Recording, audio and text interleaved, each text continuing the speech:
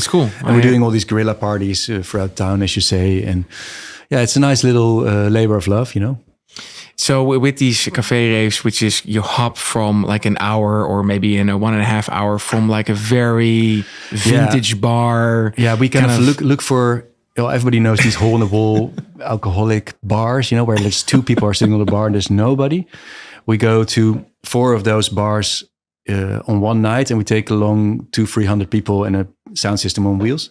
So there are 2 people sitting at the bar, let's say, and then 300 people come in, rave and stage dive and jump, and then after an hour we go to the next bar and next bar and next bar, and we did that now for 10 years. So we've kind of almost finished Amsterdam, I think, by now, because we did literally been in 100-something bars. And it's pretty insane. I remember myself hanging upside down in a bus. How that happened, I don't know, but you were responsible for that. Yeah, it's a lot of fun, and it's for free, and we kind of it doesn't need promotion anything, because people just kind of want to join in, and we only announced it where we start like a few hours before. So we just say, okay, keep an eye on this page, and then we say, okay, it's the supermarket near the vegetables at this time.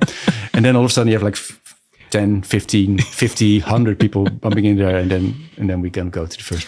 But in a way, like these bars sometimes very much abandoned, but they still can be on very low rent because they got the place 50 years ago or something.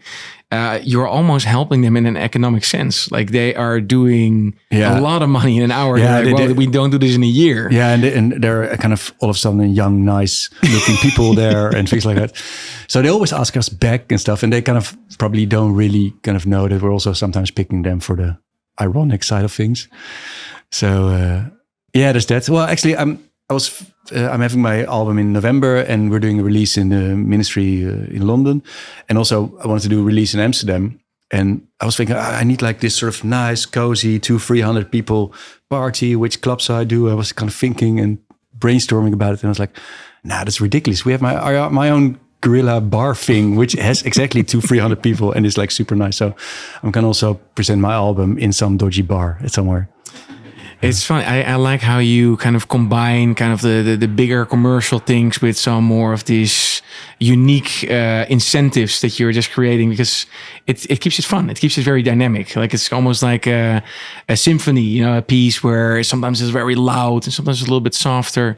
I think you find the right balance in that. Well, I think you kind of also need to find, you know, for instance, this party, you know, it's not important in any way. It's not sort of helping my career per se, but it's like, it does give me sort of a lot of fuel, you know, that, you know, this is what I'm sort of working for, you know, this is the feeling where it's all about, why we play and make music and all that stuff. And that sometimes, you know, there are also other things in the music industry that feel a little bit more like work. Mm-hmm. So I'm getting it really loads me up a lot, that sort of stuff, to do it and do whatever these free Queen's Day, King's Day parties and things like that, just because you feel like, okay, this is what it's all about. And then, it's the opposite.